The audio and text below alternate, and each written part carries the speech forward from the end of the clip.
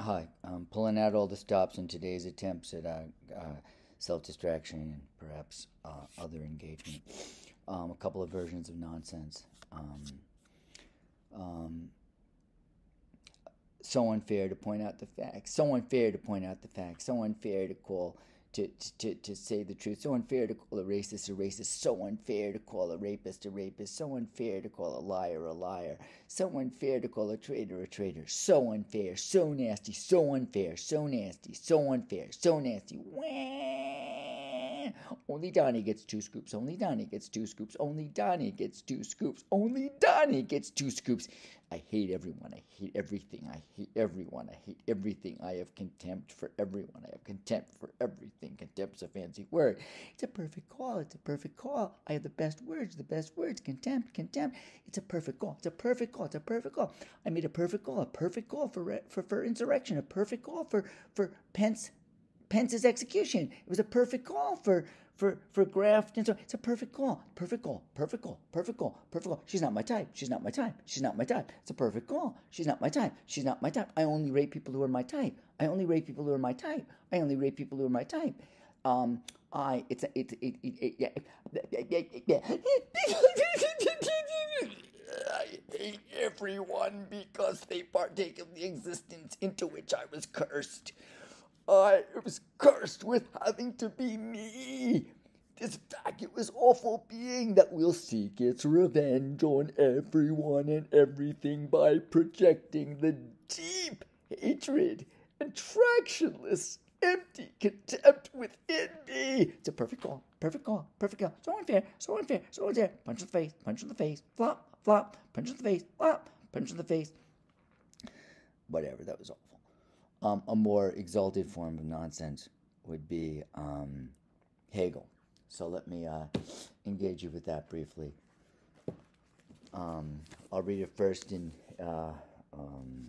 Hegel terms because we read this last night. It's kind of mind blowing. The summary was now, because concrete existence is essentially self identical mediation, it has the determinations of mediation in it, but in such a way that the determinations are at the same time reflected into themselves and have essential and immediate subsistence. As an immediacy, which is posited through sublation, concrete existence is negative unity and being within itself. It therefore immediately determines itself as a concrete existent and as thing. But just to give that a different gloss, now, because concrete existence is essentially self-identical mediation, it has the determinations of mediation in it, but in such a way that the determinations are at the same time reflected into themselves and have essential and immediate subsistence. As an immediacy which is posited through sublation, concrete existence is negative unity and being within itself. It therefore immediately determines itself as a concrete existent and as a thing, as a concrete existent and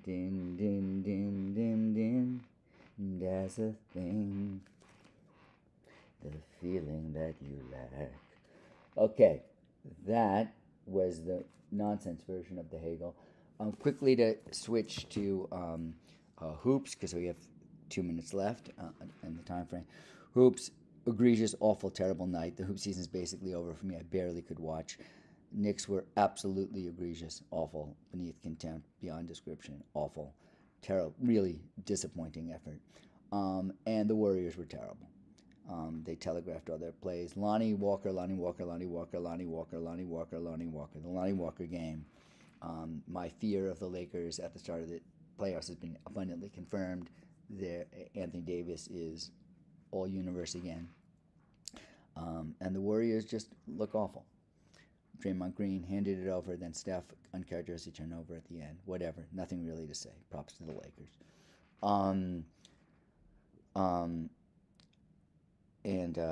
Okay, with 1 minute left, what I want to do, and I realize I'm just alienating all the readers, but it's okay. I'm just sharing what I have to share. I'm just doing the best I can. But I do find this really, really kind of interesting and amazing, so I'm going to read it to you. And even if it makes no sense to you, it doesn't matter. Maybe it sounds like the mystic pronunciations of a cult, the Gnostic thrashings, the gibberish, and maybe it is, and maybe it's no more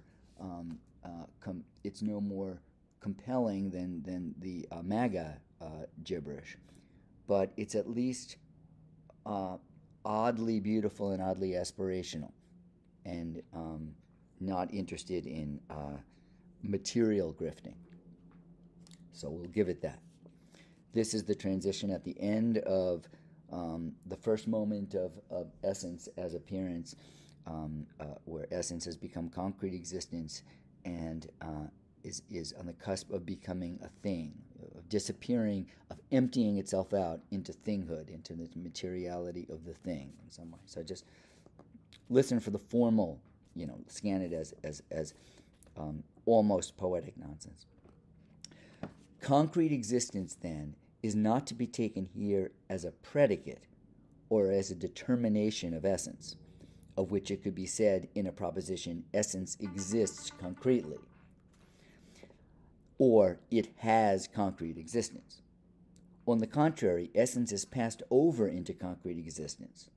Concrete existence is the absolute self-emptying of essence, an emptying that leaves nothing of the essence behind. The proposition should therefore run, essence is concrete existence. It is not distinct from its concrete existence.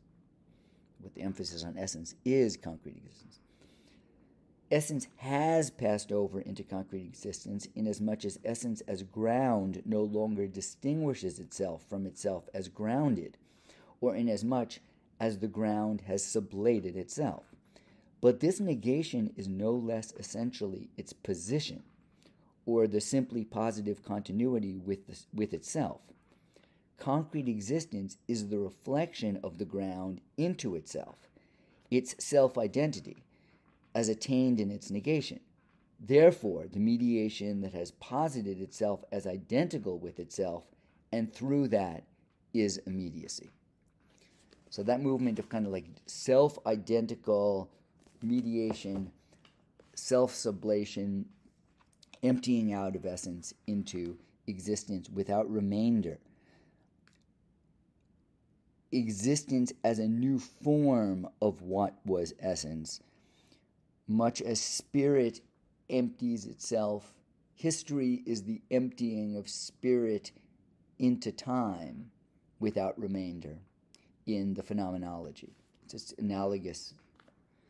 I think the term in Christianity and Greek is kenosis, emptying out, transfiguration, complete externalization, transformation, transfiguration without remainder, and it becomes immanent in its new form.